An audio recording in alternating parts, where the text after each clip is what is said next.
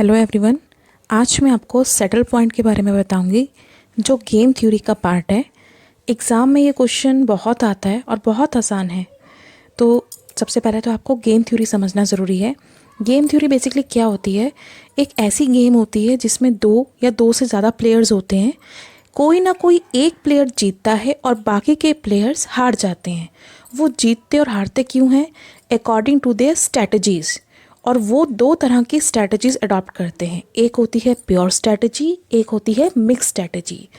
जो settle point है वो प्योर स्ट्रैटेजी का पार्ट है। अगर कोई भी क्वेश्चन प्योर स्ट्रैटेजी का सीधा सेटल पॉइंट से निकल जाता है तो क्वेश्चन आपका डन है। अगर कोई भी क्वेश्चन सेटल पॉइंट से नहीं निकलता है तो आपको मिक्स स्ट्रैटेजी यूज़ करनी पड़ती है। तो फ़िलहाल तो मैं आपको सेटल पॉइंट के बारे में बताऊंगी। देखिए, सेटल पॉइंट का न्यूमेरिकल आता है एग्ज़ाम में और कई बार गेम थ्योरी में भी पूछा जाता है। तो आपने इसको कैसे एक्सप्लेन करना है वो भी आप देखिए। देखिए, गेम थ्योरी में कोई भी न्यूमेरिकल करना हो, पहली बात, रो और कॉलम की कोई लिमिट नहीं होती। जितने मर्जी इसमें रो हो सकते हैं और जितने मर्जी इसमें कॉलम हो सकते हैं। सेकेंडली, जितने भी आपके क्वेश्चंस होते हैं गेम थ्योरी के, सबसे पहले इसको आपको सॉल्व करना होता है। यानी कि आंसर चाहे आ रहा है या नहीं आ रहा है, आपको एग्ज़ाम में शो करना पड़ेगा कि सेटल पॉइंट शो हो रहा है या फिर नहीं हो रहा है। यानी कि ये प्योर स्ट्रैटेजी है या फिर नहीं है। उसके बाद ही आप आगे मिक्स स्ट्रैटेजी की तरफ मूव करेंगे। इस क्वेश्चन को करने के लिए आपको रो और कॉलम पे फोकस करना है। हर चीज़ पूरे ऑपरेशन रिसर्च में रो और कॉलम पे ही बेस्ड है। रो में क्या है? रो में आपको मिनिमम वैल्यू फाइंड आउट करनी है जिसे आप सर्कल से डिनोट करोगे, चाहे फिर वो वैल्यू माइनस में ही क्यों ना हो। कॉलम में आप मैक्सिमम वैल्यू को कंसीडर करेंगे, इसे आप बॉक्स में स्क्वायर की शेप में डिनोट करेंगे। इनमें से जो मैट्रिक्स आप बनाओगे, जब आप उनकी वैल्यूज़ लिखोगे, वो हर मैट्रिक्स के बाहर पुट करोगे,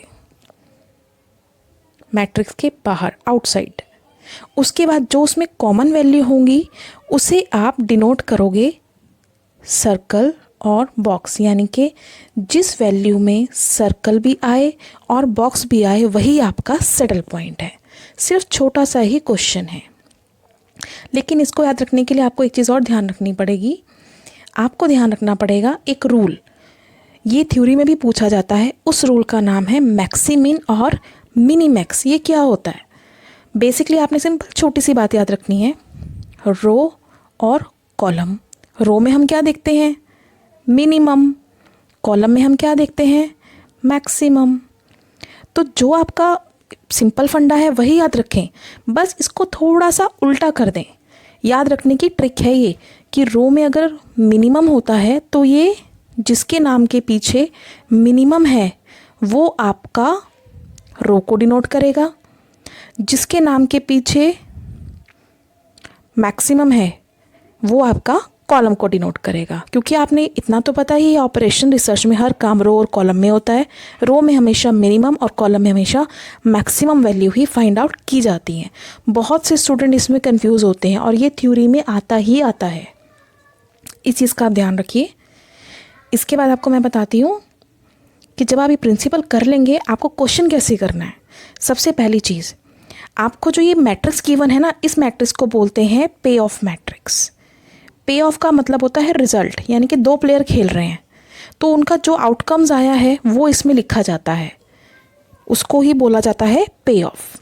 सेकेंडली, जब मैट्रिक्स है तो एक टाइम में जाहिर सी बात है दो प्लेयर होंगे, तो कंपटीटर ए और कंपटीटर बी। आगे इनकी स्ट्रैटेजीज़ हैं, इनके अपने मेथड्स हैं जिससे ये कोई भी कंपटीशन को जीत सकते हैं। तो स्ट्रैटेजी 1, 2 और इसकी अलग स्ट्रैटेजी है 3 और 4। तो ये आपको ज़रूर लिखना है। कभी भी कोई क्वेश्चन दिया होगा तो आपने क्वेश्चन का जब आंसर लिखेंगे तो 1 बाय 1 स्टेप ज़रूर लिखें। इस पूरे क्वेश्चन को करने के लिए सिर्फ आपको एक चीज़ याद रखनी है, रो और कॉलम। अब देखिए इसमें क्या करना है। क्वेश्चन आपके पास आएगा, पे ऑफ मैट्रिक्स हुआ, अब आपने इसका आंसर निकालना है। एक लाइन का आंसर है। आपने क्या ध्यान रखना है? ये है रो में सबसे छोटी वैल्यू क्या है? 4। इसे आप सर्कल भी करेंगे और बाहर भी पुट करेंगे। सेकेंड रो में सबसे छोटी वैल्यू क्या है? 3। इसे आप बाहर भी पुट करेंगे और सर्कल भी करेंगे। कॉलम में सबसे बड़ी वैल्यू क्या है? 4, इसको आप बॉक्स बनाओगे। सेकंड 4 स्ट्रेटजी में सबसे बड़ी वैल्यू क्या है? 6। आप जब भी रो कॉलम का फंडा करेंगे, कई बार रिपीट हो जाता है या एक ही लाइन में 2 या 3 कॉलम आ जाएं, सर्कल आ जाएं, स्क्वायर हो जाएं, तो कंफ्यूज मत होना। जो जितना आ रहा है आने दो। गेम थ्योरी में यानी कि आप ये मान के चलिए जैसे कोई गेम खेलते हैं, हर तरह की फ्रीडम होती है, इसी तरह गेम थ्योरी के न्यूमेरिकल में भी फ्रीडम है। कोई भी वैल्यू पॉजिटिव भी हो सकती है, नेगेटिव भी हो सकती है, मैट्रिक्स छोटी भी हो सकती है, बड़ी भी हो सकती है। एक लाइन में 2 या 3 मैक्सिमम वैल्यू भी आ सकती हैं और स्मॉलेस्ट भी आ सकती हैं। आपने जब एक क्वेश्चन किया, देखिए चारों वैल्यू सब कुछ आ गया। अब आपने ये देखना है इसमें कॉमन क्या आया है? 4। तो यही तो आपका आंसर है। इसे हम बोलेंगे वैल्यू ऑफ गेम, जिसे हम V से डिनोट करते हैं। तो आपका आंसर आएगा 4 और एक लाइन में क्वेश्चन ख़त्म। ये चीज़ ध्यान रखिए, गेम थ्योरी का कोई भी क्वेश्चन आए, बड़ा आए छोटा आए, आपने पहले उसको ऐसे करके बताना है। सेकेंडली, अब आप इसमें एक चीज़ और लिखेंगे कि minimax is equal to maximin, तब जाकर आपको इसमें मार्क्स मिलेंगे। अब वो लिखेंगे कैसे? अब यहाँ देखिए रो में क्या है? मिनिमम है। तो मिनिमम के नाम के पीछे क्या है?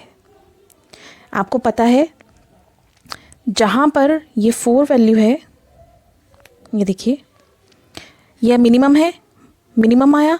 तो अगर आपकी वैल्यू यहाँ पे मिनिमम है तो इसको आप क्या बोलोगे? मैक्सिमिन। और जो बड़ी वैल्यू आई है उसको आप क्या बोलोगे? Mini max. ये चीज़ आप ध्यान रखिए, अपोजिट चलेगा, नाम के अपोजिट। अब आप देखिए सेकंड क्वेश्चन। सेकंड क्वेश्चन में क्या है? कोई भी मैट्रिक्स हो सकती है। अब यहाँ पे वैल्यूज़ क्या हैं आपके पास? नेगेटिव। आने दीजिए, नेगेटिव वैल्यू आ रही है तो सबसे पहले हम सारा काम रो से स्टार्ट करेंगे। तो रो में सबसे स्मॉलेस्ट वैल्यू क्या है? -3, क्योंकि माइनस वाली चीज वैल्यू हमेशा छोटी होती है। तो आपने -3 लिखा, वो हमने पुट किया। m में आपके पास कितनी है? -2, वो पुट किया। देन 2, वो पुट किया। मैंने आपको पहले ही कहा था कि अगर एक में ही लाइन में आ जाए कोई भी 3-4 वैल्यूज, तो परेशान होने की ज़रूरत नहीं है। Give them freedom. अब ये देखिए ना, एक ही कॉलम में -3 भी आ गया, -2 भी, 2 भी, कोई बात नहीं। आप अपना क्वेश्चन सीक्वेंस से करिए। उसके बाद अब आपने रो कर लिया, अब आपने लेना है कॉलम। अब कॉलम में देखिए सबसे बड़ी वैल्यू क्या है? 2 ही हमारे पास कॉलम है, P और Q। तो पहले कॉलम में क्या है सबसे बड़ी वैल्यू?